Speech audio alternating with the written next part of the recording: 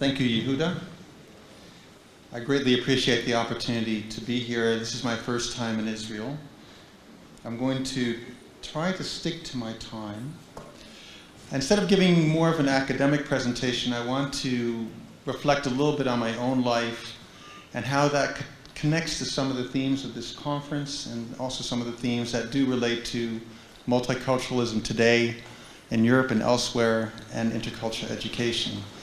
Now, to do that, I need to go back in time a little bit. I'm going to go back a few years, back to when I was a little bit older than 10 years of age, growing up in the United States in upstate New York. I don't need that. And I have to say that when I was about 10 or 11, my parents had been immigrants from the Netherlands to the United States, and I felt extremely American. I was very proud to be American. For me, through the mediation of my teachers, I felt that I was nothing but American. I wasn't hardly aware of my Dutch background. And the entire narrative of that time was to feel proud of the United States, that the United States was the best country in the world, and I never really doubted that. Now, my teachers took a lot of care to make my school environment comfortable, to also, at a time when, we're talking now about the late 1960s, early 1970s, when a new narrative was being created in the United States, a new narrative that was more inclusive, that also needed to incorporate the struggles of the black community in the United States. We're talking about the civil rights era in the United States. Now, what were they trying to do at that time? Never questioning the role of the United States in the world, only looking at it through a positive lens and presenting that to children such as myself. What they were doing at that time was something that Chinese educational specialist Peng Wing calls, basically, they were soul engineers. Went beyond being just a professional. They were dealing not only with our thoughts and our cognitions, not only with our emotions, but also our moral development and actually trying to reach into our soul. Now, a soul engineer, what is that? How does she define that? I'm going to give you an example. And that brings us into today a little bit. For her, it was a journey from China to England and trying to function as a teacher in a brand new context, a brand new culture, where her expectations of the students and the students' expectations of her, but also the school's expectations of her and the parents' expectations of her clashed at that moment in time. She's one of these rare birds today, unfortunately, one of these rare birds who, as being an immigrant coming from another country, has come to, well, where I live in Europe, to the West, and worked as a teacher. We still see this far too often. I know there's some people here from Germany. In Germany, though, about 13% of the population, if you look at the first or second generation, would have an immigrant background. Less than 1% of the teachers have that kind of a background. The same thing would apply to the Netherlands, to Belgium, to France, that a very small percentage of the teachers in schools have this kind of an immigrant background. Now, for me, growing up in the United States, I went to an all-white school. Nevertheless, trying to learn this new narrative of civil rights with almost no black people was a real challenge for us, because black people were, those are people you saw on TV, nothing beyond that. I had no communication with black people. For Peng Wing, coming from China, coming into a British situation where she did not speak English perfectly, where she demanded a certain amount of discipline from the kids, much more discipline than the parents wanted, much more discipline than the school wanted. She had a complex of factors that was influencing her teacher here that worked to her disadvantage. She was ridiculed during the first year. Parents were critical of who she was. The students were making fun in the classroom. They weren't paying attention. But she reversed that. How did she reverse that? She reversed that in the following way. She reversed that by applying this concept of soul engineering that they use in China, meaning, and it doesn't mean that every teacher has to do this. It's very complicated, of course, and it means going beyond your professionalism, always being available for the students. It means that being willing to talk to them during lunch.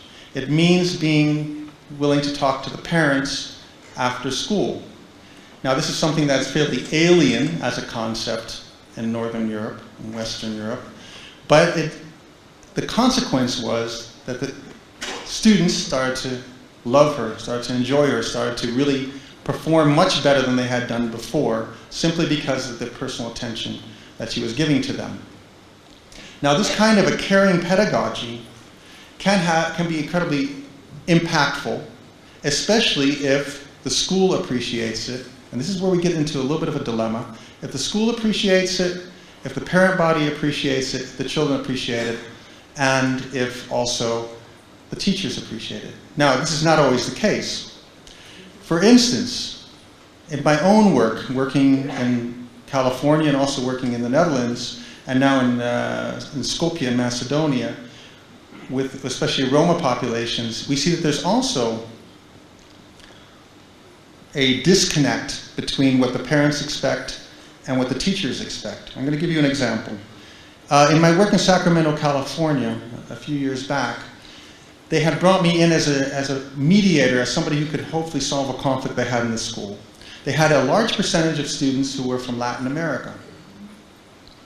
Now, those Latin American parents were upset with the way that the teachers were teaching their children, because what they felt very strongly is that the teacher also was not just a professional, but the teacher was somebody who went beyond that and became like an extended family of the children, who cared about the children, who was always there for the children.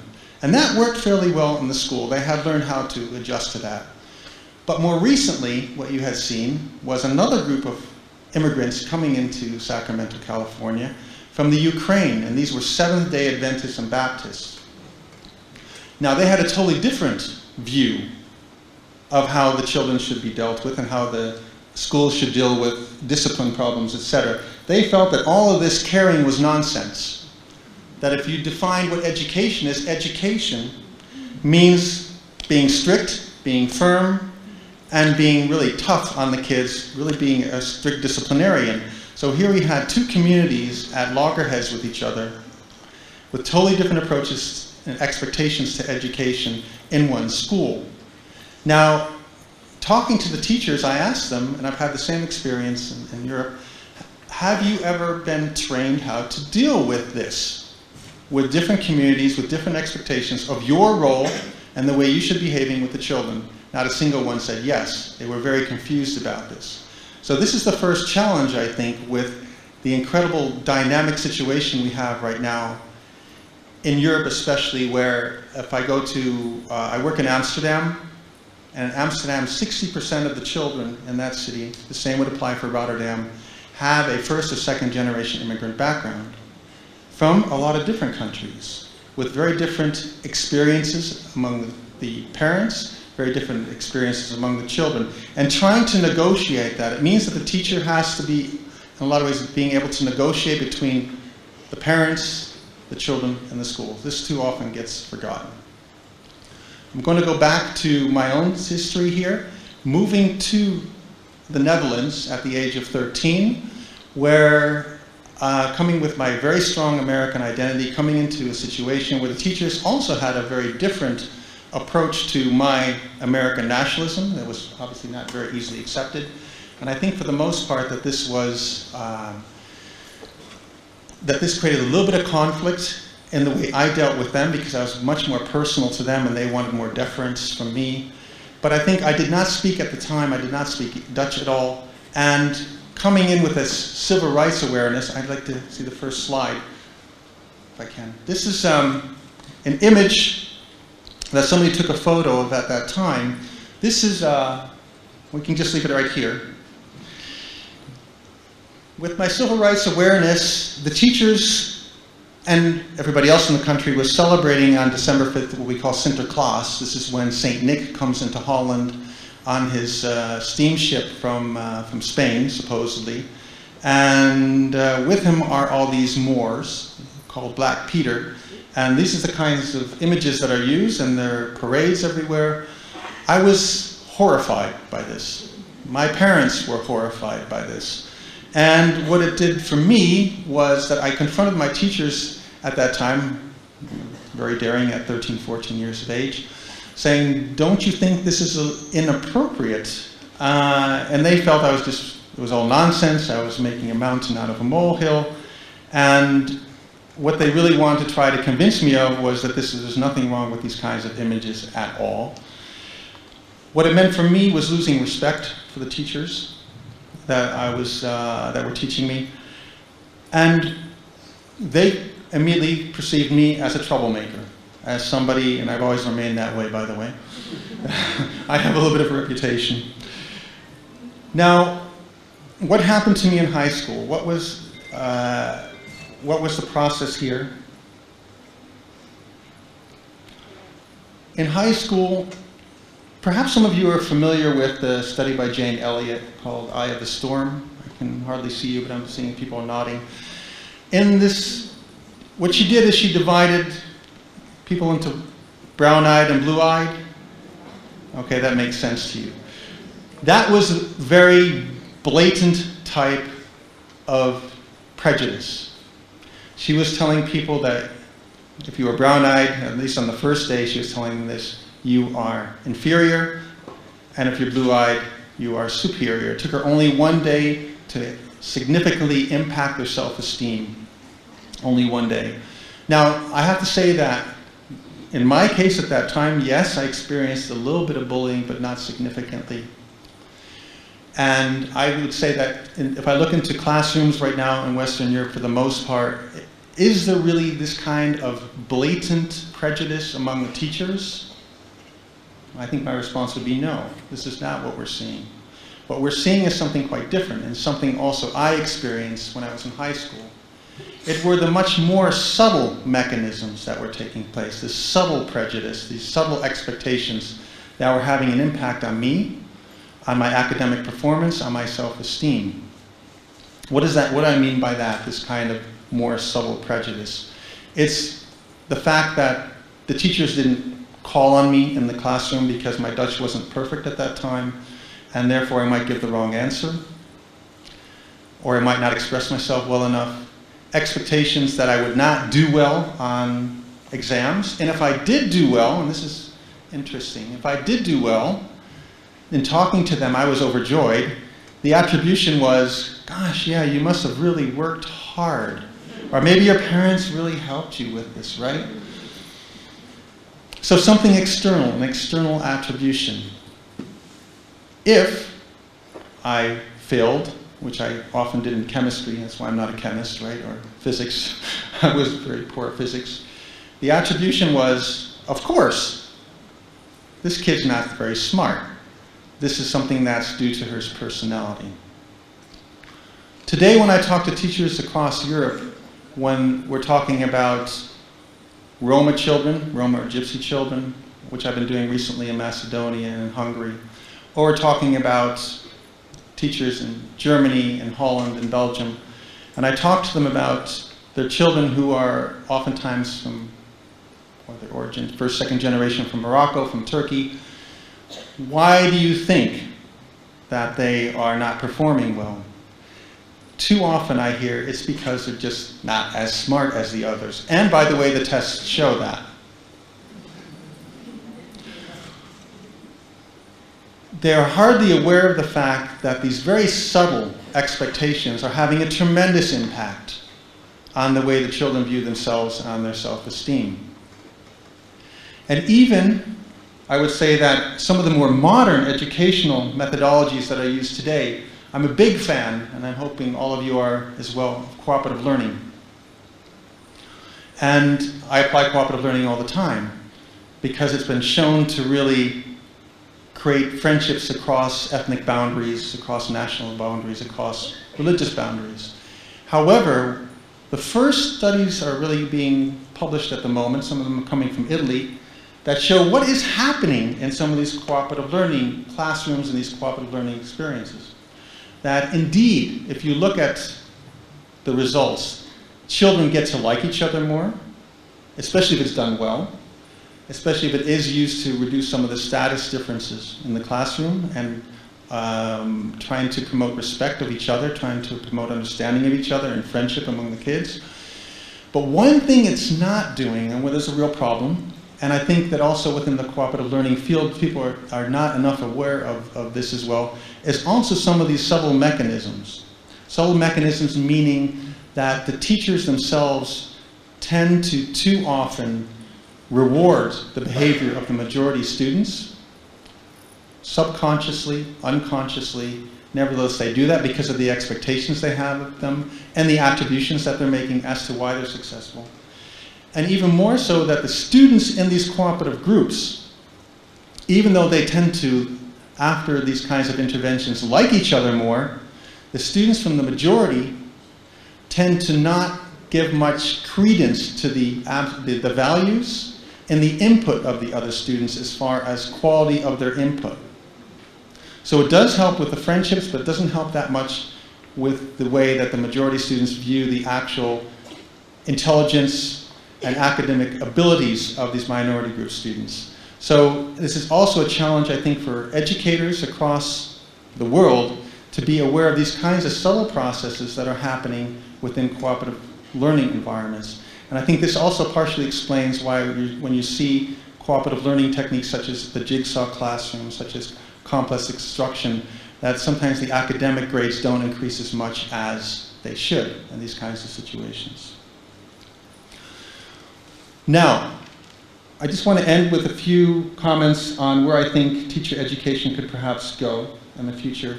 I do a lot of work in the field, as Yehuda was saying, in Holocaust education and in human rights education, intercultural education.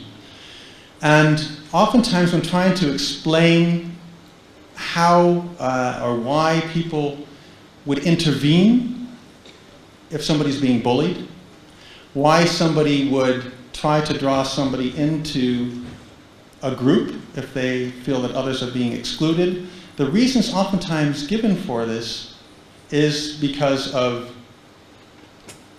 moral concerns, religious concerns, issues of responsibility. And I think that's there's another process going on. All these are important, I think.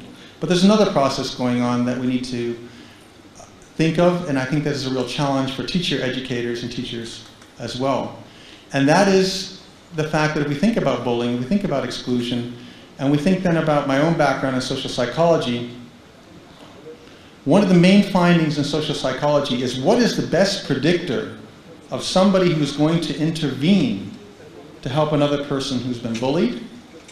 What is the best predictor of somebody who has been excluded from the classroom or excluded from a particular process? The best predictor for that is not their moral beliefs, is not something abstract that they've learned in the classroom. The best predictor of that is past behavior. So the best predictor of future behavior is past behavior. So keeping that in mind, if that is the case, then it means that teacher training will have to change a little bit, that the way that the teachers interact with the students will have to change a little bit.